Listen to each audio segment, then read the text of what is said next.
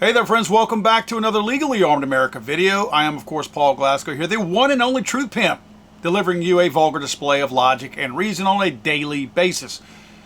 How many of you out there have heard the story about Matt Hoover and the auto key card?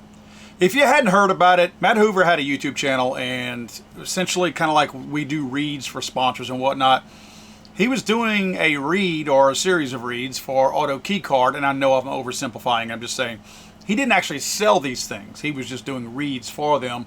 They were sold at a different website by a different person. He was simply, the messenger, but he was certainly not the packaging and shipping department for the auto key card. He got thrown in prison as a result of all this. And we have, I think, in the gun community often thought that once Trump got in there that this might get pardoned, even though Trump doesn't understand the nuances of things like this. I think most of our goal was that somebody would, within the new Trump administration. Now that hasn't happened yet. And I think a lot of us, we may have issues with celebrating Trump's 100 days and all this other kind of stuff because we are true constitutionalists when it comes to the Second Amendment. And this is one of those things where you see Hoover as a casualty of Biden just steamrolling over law-abiding gun owners. And I know I wonder why he's not pardoned, why he's not out of prison yet. But it gets worse. My good friend John Crump over at AmmoLang put out a story, Government Opposes Compassionate Release of Gun Tuber Matthew Hoover for Terminal Medical Condition. Assistant U.S. Attorney Laura Cofer Taylor is trying to block the compassionate release of Matthew Hoover, who is suffering from a terminal illness. That terminal illness is cancer, by the way. Mr. Hoover is convicted of the illegal transfer of machine gun conversion devices. He ran a successful YouTube channel called CRS Firearms. While running the channel, he was approached by a sponsor who sold a novelty item called the auto key card. The auto key card was a credit card-sized metal card with an outline inspiring a lightning link etched on its surface. Although Hoover never sold the cards and merely advertised them, the ATF claimed he entered into a conspiracy with the owner of the auto key card. Now, I never possessed one, never saw one in real life, and didn't really care to. It was just not my thing. But word on the street is, and according to John's article here, they never worked anyway. I don't know anyone who successfully used one.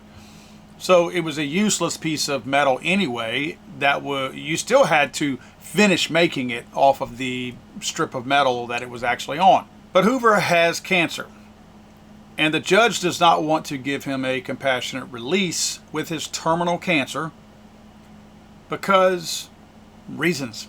I guess she's butthurt. She actually delayed the trial several times because of what? Her own cancer treatments. You would think some broad that actually had experienced the same thing that this guy is asking for would at least understand it, right? Because I would assume, I've never had cancer, my brother has, and I know other people who have had it that's been close to me. But those of you who may have had it and beat it, or you're experiencing it right now, you probably have these thoughts of your end of your life, right? You have to. Cancer kills, right? So when you get cancer, I'm sure you reflect on a lot of stuff, what you did in the past and what you got going forward. So I would like to think that if this judge did in fact experience cancer herself, she's calling into question whether or not Hoover has it anyway. Well, I question her. Did she really have it? Because how could she not reflect on just what I was describing and not feel like she could at least relate to some degree to Mr. Hoover here in the same situation? When Mr. Hoover wanted the same respect for his cancer, his request was denied. In prison, his cancer would continue to grow. His treatments were delayed during the trial and before he reached prison. Mr. Hoover would file for a compassionate release due to his terminal illness. John Crump goes on to state that many other people convicted of crimes have been released because of similar circumstances. Many of those crimes had actual victims. That's a great point. Mr. Hoover's conviction was for a crime with no victims. Besides this charge, he has a clean record, but Cofer Taylor claims he will likely reoffend and deserves no mercy. But here's the sick part. In her motion, the judge, the cancer survivor, seems to question whether Mr. Hoover is actually sick, claiming that the evidence was not good enough. She fails to mention that court records show that she was aware of Hoover's cancer during the trial. Let's be honest, she knows he's got cancer. She's got a beef with this dude, obviously. She clearly is butthurt at this guy. she probably realizes he should be, under the Trump administration, should be pardoned. And is probably going to get butthurt over that as well. But for somebody who has experienced cancer to question whether or not this person even had, cancer, you can kind of prove. It's not like a headache, right? I can fake a headache. Oh, my head's killing me. Well, you can't prove it or disprove it. Cancer? We can prove it or disprove that. Let's take it to the doctor. But they're not doing that because she's being a biatch about all of this. She's not even wanting to play by the same set of rules that she had to play by when she allegedly had cancer. And now I'm calling into question her. You know how people who can bring themselves to do something like question whether or not someone has cancer? It's usually because they've done it themselves. The person who's always checking them on their spouse, fearful that they're cheating on them, it's because they know the signs, because they've been doing the cheating themselves. I wonder if maybe this judge lied about her cancer, so she just assumes that everybody else does, or at least a lot of people do, including Matt Hoover here. Oh, he doesn't show any signs of having cancer. But this was probably the thing that probably sent me over the edge on this story. Government's response in opposition to defendant's motion for compassionate release. If you go in here and read this talks about the official denial of the compassionate release that Hoover was requesting. It almost makes it sound like Hoover was done a favor by this judge, because it states that at sentencing, the court calculated his guidelines range as 121 to 151 months based on criminal history. In other words, that's what he should have gotten based on their determination. In sentencing the defendant to only 60 months of imprisonment, this court granted him a substantial downward variance. So what she's saying is he ought to be happy that we did that and just deal with your damn cancer.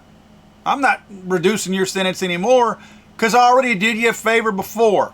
Shut up about your cancer. Go back to yourself, stupid. And if you look at the Sentencing Commission's policy on, quote, extraordinary and compelling reasons for reducing that sentence, check this out. This is the thing that, again, pushed me over the edge. Under Section 1B1.13, extraordinary and compelling reasons that may render a defendant eligible for a sentence reduction fit in the following categories.